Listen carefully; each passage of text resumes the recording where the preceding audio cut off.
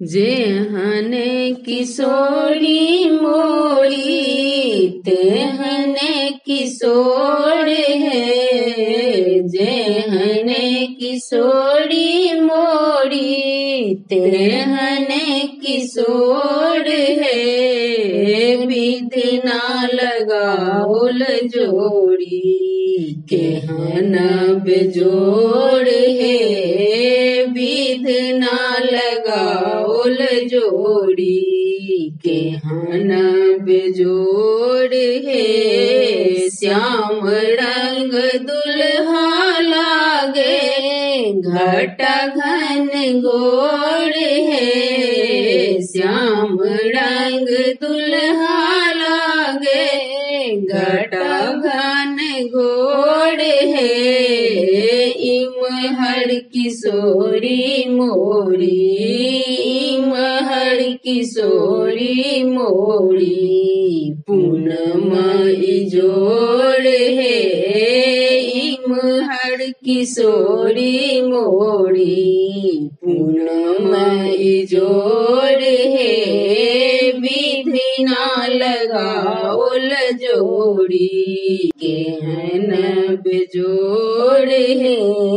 विधि ना लगाओल जोड़ी केहन बिजोड़ है। जिनका लागी जोगी मुनि वन में धारे ध्यान है।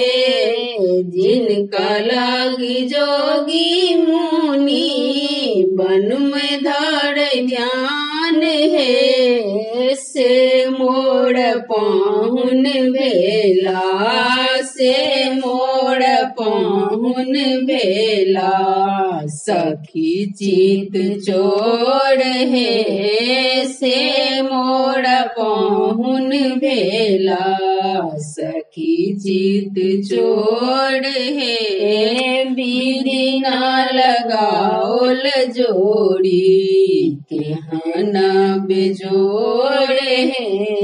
विधि ना लगाओल जोड़ी केहन बेजोड़ है।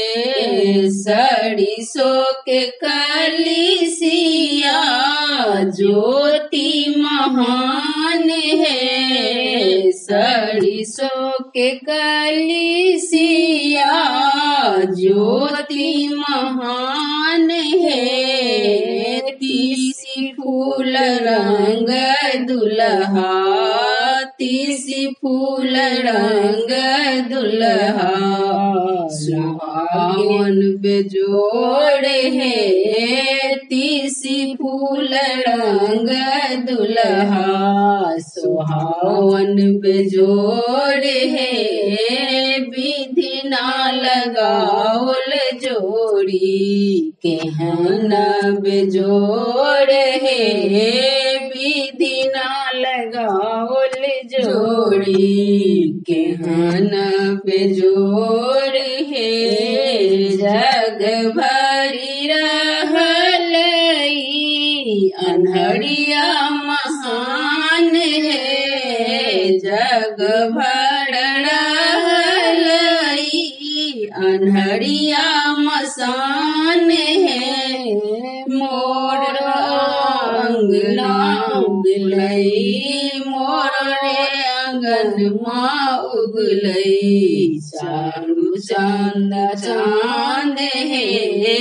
मोर आंगन माँ उगलई चारू चंदा चान है। विधि ना लगाओल जोड़ी केहन बेजोड़ है। विधि ना लगाओल जोड़ी केहन बेजोड़ है। जिनका लागी जोगी मुनि वन में धाड़ जोग है। जिनका लागी जोगी मुनि वन में धाड़ जोग है। से प्रभु मोड़ अंगना से प्रभु मोड़ो अंगना कुटै छथि धान हे से प्रभु मोरो अंगना कुटै छथि धान हे विधि ना लगाओल जोड़ी केहन बेजोड़ हे विधि ना लगाओल जोड़ी केहन बेजोड़ हे धन्य धन्य आहे सखी धन्य भाग मोर हे धन्य धन्य